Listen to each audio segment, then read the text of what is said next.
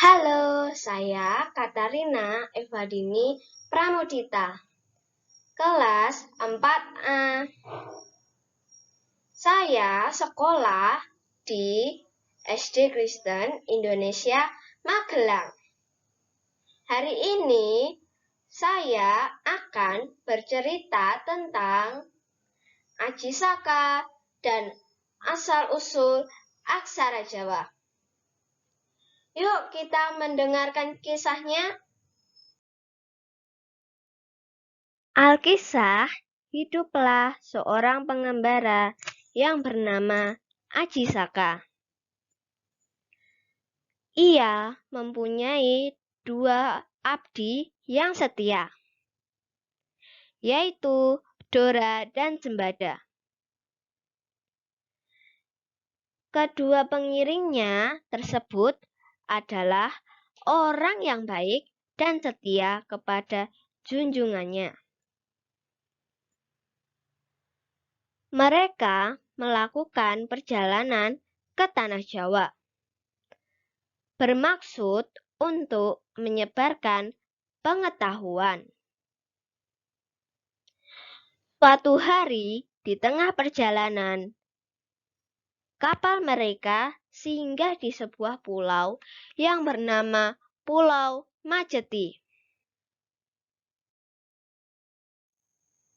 Di pulau itu, mereka beristirahat untuk menghilangkan rasa lelah. Aji Saka berpesan kepada Sembada, "Sembada, aku ingin kau tinggal di pulau ini." "Baiklah Tuan, hamba akan tinggal di sini." "Namun, untuk apa saya tinggal di sini?" kata Sembada kepada Aji Saka sambil kebingungan. "Aku ingin kau menyimpan benda pusakaku ini. Benda ini sangat penting bagiku. Jagalah keris pusakaku. Jangan kau berikan keris ini kepada siapapun, kecuali nanti aku sendiri yang akan mengambil keris itu sendiri," kata Aji Saka sambil memperingatkan. "Baik Tuan, akan kuturuti amanahmu," kata Sembada. Sembada berjanji untuk menjunjung tinggi perintah itu. Lalu Aji Saka memberikan kerisnya kepada Sembada. Maka Aji Saka dan Dora melanjutkan perjalanan ke Pulau Jawa, sedangkan Sembada tinggal di Pulau Majeti sendirian. Akhirnya mereka tiba di Mendang Kamulan, sebuah daerah di Pulau Jawa.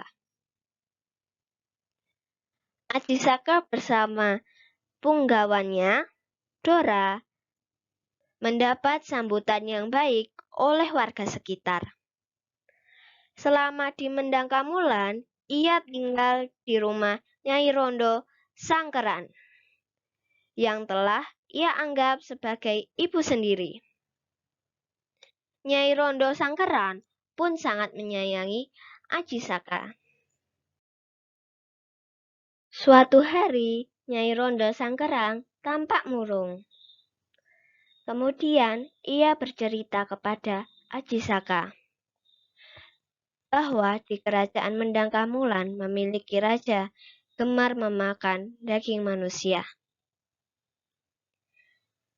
Prabu Dewata Cengkar juga memiliki wajah yang sangat menyeramkan dan ditakuti oleh rakyatnya sendiri. Keesokan harinya, Aji Saka pergi ke kerajaan Prabu Dewata Cengkar untuk menyampaikan supaya Prabu Dewata Cengkar tidak lagi mengganggu rakyat di Mendang Kamulan.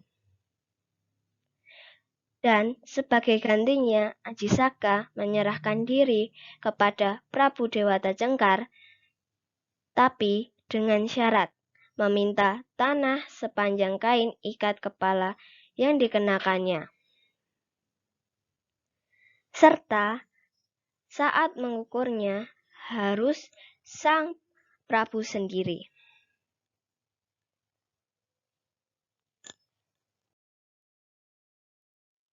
Sang Prabu menyanggupi permintaannya. Ajisaka kemudian mempersilahkan Sang Prabu menarik ujung ikat kepalanya.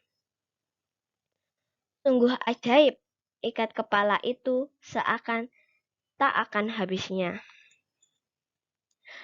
Sang Prabu Dewata Cengkar terpaksa semakin mundur dan semakin mundur. Tanpa ia sadari, akhirnya Sang Prabu Dewata Cengkar tiba di tebing lautan selatan. Ikat kepala tersebut kemudian dikipaskan oleh Ajisaka. Hentakan kuat Ajisaka membuat Sang Prabu terpelanting, sehingga terlempar jauh ke laut. Seketika itu, wujud Prabu Dewata Cengkar berubah menjadi buaya putih. Meninggalnya Prabu Dewata Cengkar membuat para rakyatnya menjadi sangat senang dan menjadikan Ajisaka sebagai raja mereka. Suatu hari Ajisaka teringat akan Sembada dan memanggil Dora untuk menjemput Sembada. Dora, jemputlah Sembada dan sampaikanlah pesanku untuk membawa pusakaku, kata Ajisaka. Pasti Sembada sangat senang, kata Dora. Pastikan Sembada pulang bersamamu, kata Ajisaka.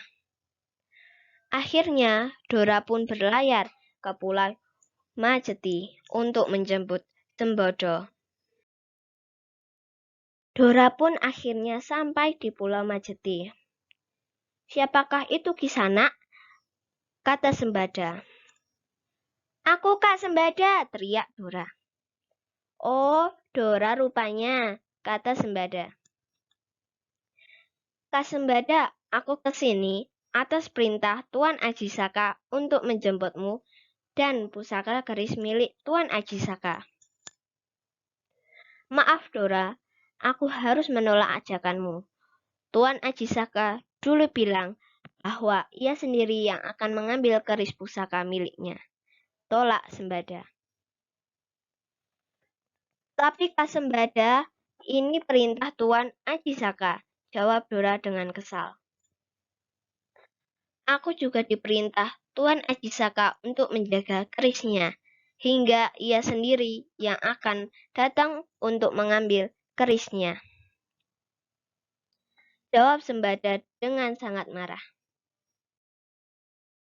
Maka timbullah perkelahian antara Sembada dan Dora. Karena mereka abdi yang setia dan patuh pada perintah tuannya. Masing-masing memiliki tugas yang harus dipatuhi. Sampai akhirnya pertarungan dua pendekar itu sangat tidak terhindarkan. Sampai pada akhirnya mereka sama-sama kuat hingga mereka berdua gugur. Sementara itu, di Mendang Kamulan, Ajisaka sedang melamun sambil berpikir. Karena kedua abdinya tak kunjung pulang. Kemudian Ajisaka pun memutuskan untuk berlayar ke Pulau Majeti untuk menjemput mereka berdua. Alangkah terkejutnya Ajisaka karena melihat kedua abdinya yang setia telah tewas. Ia menyesal karena ia telah menimbulkan pertengkaran. Ia pun berdoa kepada Tuhan mohon ampun atas dosanya supaya dosa kedua abdinya diampuni. Maafkan aku Sembada telah memerintahkanmu menjaga pusakaku, hingga aku sendiri yang mengambilnya. Dan seharusnya aku tidak memerintahkan Dora untuk menjemputmu, karena pasti engkau tidak akan pergi, hingga aku sendiri yang menjemputmu. Kau begitu patuh dan setia. Dan Dora pun sama. Dia tidak akan pulang tanpa dirimu. Dia begitu patuh pada perintahku. Mengenang kedua abdinya tersebut, Ajisaka membuat puisi yang berbunyi Hana Caraka, yang artinya ada utusan. Dato Sawala, artinya utusan yang berkelahi. Podo Jayanya, yang berarti sama kuatnya. Mago Batonga, kemudian berakhir dalam kematian. Pesan moral yang bisa kita ambil dalam cerita tersebut adalah seorang pemimpin harus selalu ingat pada janji dan perintah yang pernah ia katakan. Jika tidak, ia akan membuat rakyatnya menjadi korban. Itulah cerita tentang Prabu Ajisaka dan asal-usul tentang aksara Jawa. Sekian dan terima kasih. Sampai jumpa.